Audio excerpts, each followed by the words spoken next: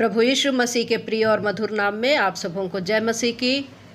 परमेश्वर पिता का धन्यवाद देते हैं कि आज एक बार फिर से मैं वचन को लेकर के आने पा रही हूँ। और इन दिनों में हम देखते हैं कि किस प्रकार से मसीही लोग, मसीही विश्वासी, मसीही जगत के लोग जो है क्रिसमस की तैयारी बहुत ही धूमधाम से मना रहे हैं।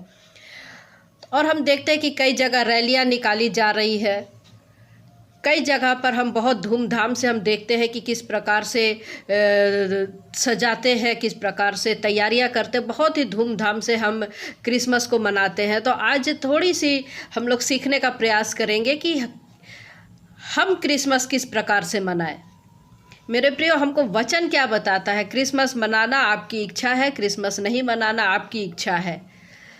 ना मैं क्रिसमस मनाने के पक्ष में हूँ, ना ही मैं नहीं मनाने के पक्ष में हूँ। वचन हमको क्या बताता है, आज हम इसके बारे में सीखेंगे। जब हम इफिसियों की पत्री उसका 5वां अध्याय उसका जब हम 15 पद से आगे बढ़ते हैं, हमको वचन क्या बताता है। इसलिए ध्यान से देखो कि कैसी चाल चलते हो, निर्बुद्धियों के समान नहीं पर बुद्धिमानों के समान चलो। अवसर को बहुमूल्य समझो क्योंकि दिन बुरे हैं। इस कारण निर्बुद्धि ना हो पर ध्यान से समझो कि प्रभु की इच्छा क्या है। तो सबसे पहली बात हमको परमेश्वर का वचन हमको पौलुस बताता है कि हमको ध्यान से देखना है कि हम किस प्रकार से कार्य कर रहे हैं। अवसर को हमको बहुमूल्य समझना है क्योंकि दिन बुरे हैं। और आगे क्या कहता है कि हमको निर्बुद्धि के समान नहीं बनना है, दूसरे लोगों के समान नहीं बनना है, किंतु क्या कहता है, ध्यान से समझो कि प्रभु की इच्छा क्या है। तो मेरा प्रश्न ये है कि जो आप क्रिसमस मना रहे हैं, जिस तरीके से आप क्रिसमस मना रहे हैं, क्या इसमें प्रभु की इच्छा है? प्रभु की इच्छा और आपका क्रिसमस मनाना क्या मैच करता है? मेरा प्रश्न आपसे ये है। हमको सोचना है, हमको विचार करना है, हमको जानना है कि आज जिस प्रकार से हम विश्वासी लोग क्रिसमस मना रहे हैं, क्या ये परमेश्वर को भाता है? क्या ये परमेश्वर को भाता? देखिए, रोमियो की पत्री उसका 14 अध्याय पद 5 से लेकर के 8 तक जब हम लोग पढ़ते हैं, इसमें वचन हमको कहता है, कोई तो एक दिन को दूसरे दिन से बढ़कर मानता है और कोई सब दिनों को एक समान मानता है। हर एक अपने ही मन में निश्चय कर ले, जो किसी दिन को मानता है वह प्रभु के लिए मानता है, जो खाता है वह प्रभु के लिए खाता है क्योंकि वह परमेश्वर का धन्यवाद करता है, और जो कोई नहीं खाता वह प्रभु के लिए नहीं खाता और परमेश्वर का धन्यवाद करता है। क्योंकि हम में से ना तो कोई अपने लिए जीता है और ना अपने लिए मरता है। यदि हम जीवित हैं तो प्रभु के लिए जीवित है, और यदि मरते हैं तो प्रभु के लिए मरते हैं। अतः हम जिए या मरे हम प्रभु ही के हैं।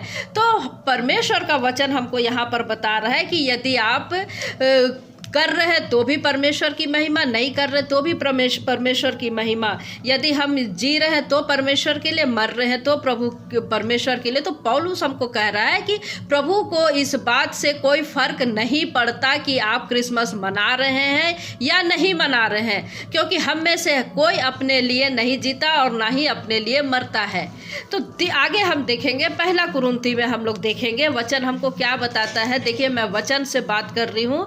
1 कुरिन्थी 10वां अध्याय उसका 31 क्या कहता है, 31 पद कहता है कि इसलिए तुम चाहे खाओ, चाहे पियो, चाहे जो कुछ करो, सब कुछ परमेश्वर की महिमा के लिए करो। तो आज जो हम क्रिसमस मना रहे हैं, क्या ये परमेश्वर को पसंद है? क्या ये क्रिसमस प्रभु यीशु मसीह को पसंद है? क्या मैं प्रभु के लिए ये क्रिसमस मना रही हूँ? क्योंकि हम में से ना तो कोई जीता है, ना ही कोई अपने लिए मरता। और अगर हम किसी दिन को मानते हैं तो उसमें भी प्रभु की महिमा, और यदि हम किसी दिन को नहीं मानते हैं उसमें भी परमेश्वर की महिमा होनी चाहिए। देखिए, 2 कुरिन्थी 2 अध्याय उसका 14 पद हमको क्या कहता है। देखिए, 2 कुरिन्थी 2 अध्याय उसका 14 पद वचन हमको बताता है, परंतु परमेश्वर का धन्यवाद हो जो मसीह में सदा हमको जय के उत्सव में लिए फिरता है और अपने ज्ञान की सुगंध हमारे द्वारा हर जगह फैलाता है। क्या कह रहा वचन?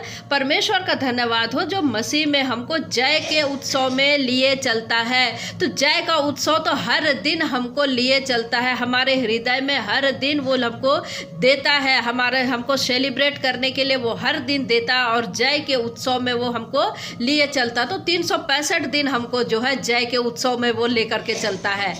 तो आपका क्रिसमस मनाना या नहीं मनाना परमेश्वर को कोई फर्क नहीं पड़ता है। मेरे प्रियो, ये एक सच्चाई है कि प्रभु यीशु मसीह जो है इस धरती पर देहधारी के रूप में आया, क्योंकि उसने देहधारी होने के कारण परमेश्वर की योजनाओं को उसने पूरा किया। और इसमें दो राय की बात नहीं कि वो आ करके परमेश्वर की योजना को और परमेश्वर की इच्छा को पूरा करके हम सब के पापों के लिए उसने लहू को बहाया और उसने परमेश्वर की इच्छा को पूरा भी किया और जयवंत हुआ और जयवंत भी हो गया। इसलिए पौलुस हमको क्या कहता है कि उसने क्रूस पर चढ़ करके अंधकार के हाकिमों का खुल्लम खुल्ला तमाशा बना दिया और क्रूस से जय जयकार की ध्वनि सुनाई दी।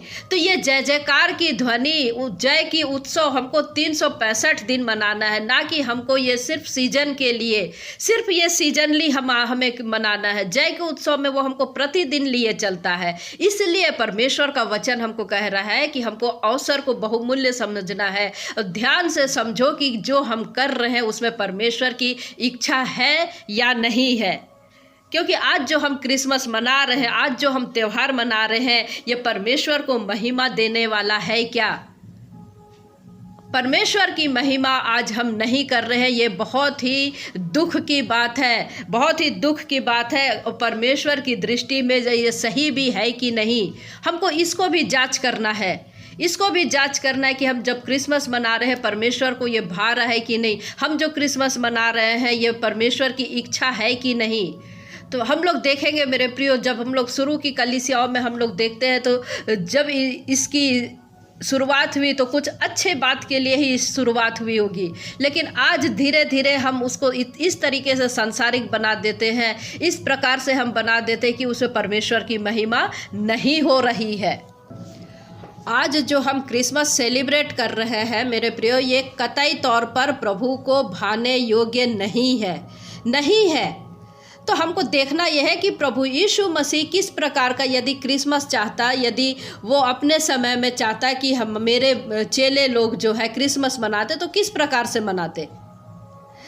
बाइबल में हमको उसके जन्म उत्सव को हम लोग नहीं देखते हैं। प्रभु यीशु मसीह इसमें परमेश्वर की महिमा को वो किस प्रकार से देखना चाहता है, किस प्रकार से देखना चाहता है। प्रभु यीशु मसीह जो है हमको इसकी इजाज़त नहीं देता। फिर भी यदि हम पहली सदी की कलीसिया को देखें, दूसरी सदी की कलीसिया को देखें और हम आज के लोग, आज के विश्वासी को यदि हम कंपेयर करेंगे तो क्या कंपेयर करेंगे, हम किस प्रकार को हम देखेंगे। सबसे पहली बात हम लोग देखते हैं कि आज हम सांता की टोपी को देखते हैं हर जगह। आज क्रिसमस की पहचान बन गई है सांता की टोपी, एक अजीब सी टोपी। और हम देखते हैं कि मैक्सिमम विश्वासी, या यूँ कहे कि 99% विश्वासी क्रिसमस के दिन या तो इसको टोपी को पहनते हैं, या तो फिर अपने बच्चों को पहनाते हैं, या फिर घरों में सजाते हैं, या फिर चर्चों में इस टोपी को सजाया जाता है। और सांता की टोपी को इतना महत्व हम दे देते हैं, सांता की टोपी को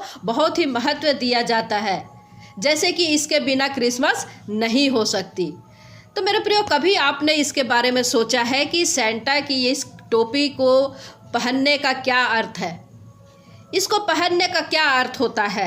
आज हम देखते हैं बड़े बड़े पास्टर लोग भी पहनते हैं, बड़े बड़े अगुवे देखते हैं, हम बिशप को देखते हैं। इन चीज़ों के महत्व को जानने के बिना ही, महत्व को जाने बगैर ही हम देखते हैं कि इन सारी चीज़ों का यूज हम करते हैं। सांता की टोपी, लाल रंग की टोपी, इसका प्रभु यीशु मसीह के साथ में क्या कनेक्शन है? सांता की टोपी का प्रभु यीशु मसीह के जन्म उत्सव से क्या कनेक्शन है? तो मेरे प्रियो, इसका कोई कनेक्शन नहीं है, इसका कोई कनेक्शन नहीं है। सांता कौन था? संत जो है या संत निकोलस जो है एक सामान्य मनुष्य था, लेकिन हम उस समय में देखते हैं, जब हम पहली सदी की कलीसिया को समय में देखें, दूसरी सदी की कलीसिया के समय देखेंगे, या संत निकोलस के समय में देखेंगे, उस समय में हम देखते हैं कि उससे तो बढ़ करके हम देखते हैं पौलुस था, उससे बढ़ करके हम देखते हैं पतरस था, उससे भी बढ़ करके हम लोग देखते हैं कि प्रभु यीशु मसीह के जो 12 चेले हैं वे थे। तो मेरे प्रियो, क्या वे चेले इस प्रकार की टोपी पहनते थे? सबसे पहली बात यह है कि क्या वे चेले इस प्रकार की टोपी पहनते थे? वे नहीं पहनते थे, वे नहीं पहनते थे। और यदि उनको सरकारी या रोमन सरकार के तरफ से यदि वो आदेश भी होता तो भी वे लोग नहीं पहनते। क्यों नहीं पहनते? देखिए, उनके समय में पहली सदी की कलीसिया, दूसरी सदी की कलीसिया के समय में और आज जो हम क्रिसमस मना रहे हैं, कितना अंतर है। तो प्रभु की इच्छा यहाँ पर हमको नहीं दिखता है, प्रभु की इच्छा हमको यहाँ पर नहीं दिखता है, क्योंकि हम देखते हैं कि इस प्रकार की टोपी वे नहीं पहनते, और ना ही पतरस पहनता, ना ही पौलुस, ना ही उसके कोई दूसरे चेले। क्योंकि आज हम एक मनुष्य को की टोपी को पहन करके हम सारी महिमा जो हमको प्रभु यीशु मसीह को देना चाहिए, हम सैंटा को दे रहे हैं, अनजाने में ही हम किसी और को दे रहे हैं। तो चेले टोपी क्यों नहीं पहनते मेरे प्रियो? इसका क्या रीज़न है? इसका क्या रीज़न? क्योंकि वे जानते थे कि हमारा प्रभु यीशु मसीह ने कौन सा टोपी पहना था। हमारा प्रभु यीशु मसीह ने मेरे और आपके लिए और पूरे मानव जाति के लिए कौन सा टोपी पहना था, या कौन सा मुकुट उसने पहना था, और वो मुकुट था कांटों का ताज। प्रभु यीशु मसीह ने हमारे लिए कांटों का ताज को पहना और अपना लहू बहाया, और हम उसकी महिमा को छोड़ करके एक अनजाने मनुष्य को उसकी महिमा को, प्रभु यीशु मसीह को जो देना चाहिए, हम सैंटा को दे देते हैं, उसकी टोपी को दे देते हैं। प्रभु यीशु मसीह इसीलिए देहधारी हुआ था कि वो कांटों का ताज पहने और हम जीवन का मुकुट पहने। कितनी बड़ी बात है। देखिए, प्रभु यीशु मसीह इसीलिए देहधारी हुआ था कि वो कांटों का ताज पहने और हम जो है जीवन का मुकुट पहने। क्या आप जीवन के मुकुट को या जीवन की टोपी पहनने के योग्य हैं? सैंटा की टोपी पहनने के बाद में हम सैंटा की टोपी पहन करके हम दुनिया को क्या दिखाना चाहते हैं? कि हम सैंटा के पीछे चलने वाले लोग हैं?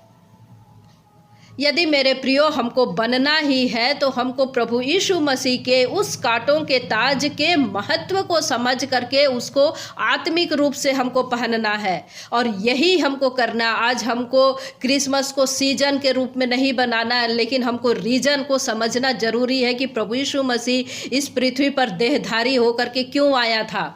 तो हमको उसको समझना है, क्योंकि उसके हाथों में कीले ठुकवाए गए थे, कांटों का उसने ताज पहना था, और इसलिए वो देहधारी हुआ। देखिए, हमको मरकुस में क्या बताता है। मरकुस रचित सुसमाचार उसका 15 अध्याय उसका 16 से 19 पद हमको क्या बताता है। देखिए, मरकुस रचित सुसमाचार 15 अध्याय 16 से 19 हमको बताता है। सैनिक उसे किले के भीतर के आंगन में ले गए, जो प्रीटोरियम कहलाता है, और सारी पलटन को बुला लाए। तब उन्होंने उसे बैजनी वस्त्र पहनाया और कांटों का मुकुट गूंथ कर उसके सिर पर रख दिया। कांटों का मुकुट गूंथ कर उसके सिर पर रख दिया, और यह कहकर उसे नमस्कार करने लगे, हे यहूदियों के राजा, नमस्कार। वे उसके सिर पर सरकंडे मारते और उस पर थूकते और घुटने टेक कर उसे प्रणाम करते रहे। जब वे उसका ठट्ठा कर चुके तो उस पर से बैजनी वस्त्र उतार कर उसी के कपड़े पहनाए, और तब उसे क्रूस पर चढ़ाने के लिए बाहर ले गए। तो मेरे प्रिय, देखिए कैसे कांटों का मुकुट गूंथ कर उसके सिर पर पहनाया गया। प्रभु यीशु मसीह हमारे लिए कांटों का ताज पहना और वो दुख उठाया, और आज हम क्या कर रहे हैं? सैंटा की टोपी पहन रहे हैं, और हम प्रभु यीशु मसीह की जो महत्व है, प्रभु यीशु मसीह की जो महिमा हमको देनी चाहिए, वो हम किसी और को दे रहे हैं। कितनी शर्म की बात है, कितनी शर्म की बात है। और आज हम इस प्रकार की सैंटा की टोपी पहन करके हम क्रिसमस मना रहे हैं, और हम ये जताते हैं, दुनिया को दिखाते हैं कि ये प्रभु की इच्छा। ये प्रभु की इच्छा नहीं है, प्रभु की इच्छा नहीं है, क्योंकि प्रभु यीशु मसीह ने कांटों का ताज पहन करके हमको जीवन का मुकुट को उसने दिया है। और हमें शर्म आनी चाहिए, हमें शर्म आनी चाहिए कि हम सैंटा की टोपी को हम पहन रहे हैं। तो मेरे प्रियो, जब हम प्रभु यीशु मसीह के जन्मदिन को स्मरण कर रहे हैं, तो हम परमेश्वर को महिमा दें, उसके कांटों के ताज को स्मरण करें, और वही पहचान हम विश्वासियों को बनाना है, ना कि हमको सैंटा की टोपी को पहन करके हमको लाल रंग की टोपी को दिखाना है और हमको सारी महिमा सैंटा को देना है। आप परमेश्वर के लोग हैं, परमेश्वर की महिमा करें, और परमेश्वर को क्या भाता है आप उसके अनुसार कार्य करें। तो परमेश्वर पिता शॉर्ट सरमन के द्वारा हम में से प्रत्येक को आशीष दे। जय मसीह की। Praise the Lord.